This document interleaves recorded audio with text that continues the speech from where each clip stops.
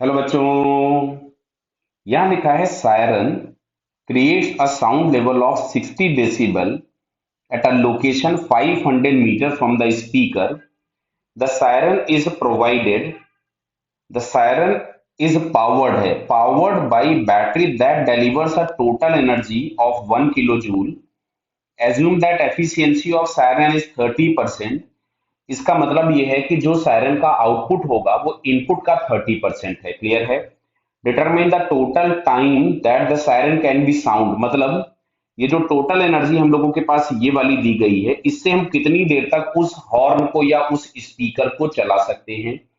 तो सबसे पहले हम लोगों को यहां से दिया था लाउडनेस, तो लाउडनेस को हम लोग लिखते थे 10 log to the base 10 I upon standard intensity I naught. वैसे ही आप लोगों को क्वेश्चन में दी जाती है, जो स्टैंडर्ड इंटेंसिटी होती है वो 10 to the power -12 वॉट पर मीटर स्क्वायर होती है। क्लियर। जो कि यहाँ पे लाउडनेस दिया था 60, तो 10 log to the base 10 I upon I naught.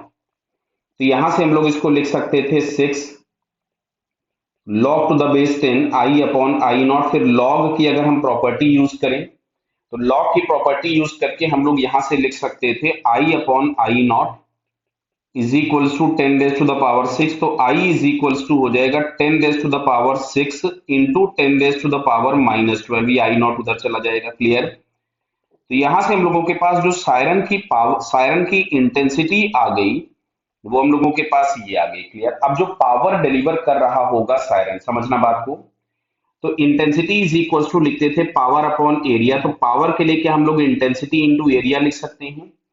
तो इंटेंसिटी हमारे पास हो गया 10 to the power -6, और एरिया हम लोगों के पास अगर एक स्फीयर में डिवाइड हो रहा होगा पूरी एनर्जी या पूरी पावर, तो इसको हमने 4 pi r² लिख दिया। ये हमारे पास पावर आ गया। एक बार मैं इसको और लिख लेता हूं, तो this one is 10 to the power -6 4 into pi into distance हम लोगों के पास दिया था 500 मीटर। तो 500 मीटर का अगर हम स्क्वायर करेंगे तो हो जाएगा 25 इंटू 10 to the power 4। दिख रहा बेटा ये। अब देखो अच्छा ध्यान से, यहाँ पे 25 इंटू 4 हो जाएगा 100, और ये 10 to the power 4, तो ये 6 हो जाएगा 10 to the power। तो फाइनली हम लोगों के पास जो पावर मिली, power output, that is pi watt. Clear है। अब जो हम लोगों ने कभी पढ़ा था कि power is equals to energy upon time. तो टी इज इक्वल्स टू क्या हम लोग एनर्जी अपॉन पावर पढ़ सकते थे।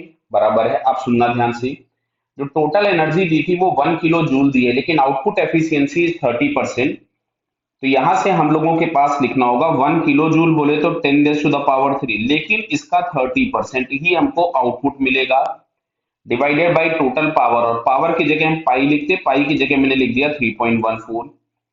तो जो टी हम लोगों के पास दिया गया है, इसकी वैल्यू कुछ हम लोगों के पास आएगी 95.5 सेकेंड्स के आसपास। इसको आप लोग थोड़ा सा कैलकुलेट कर लीजिएगा, तो नियरली वैल्यू हम लोगों के पास मिलेगी 95.5 सेकेंड्स। क्लियर है बेटा।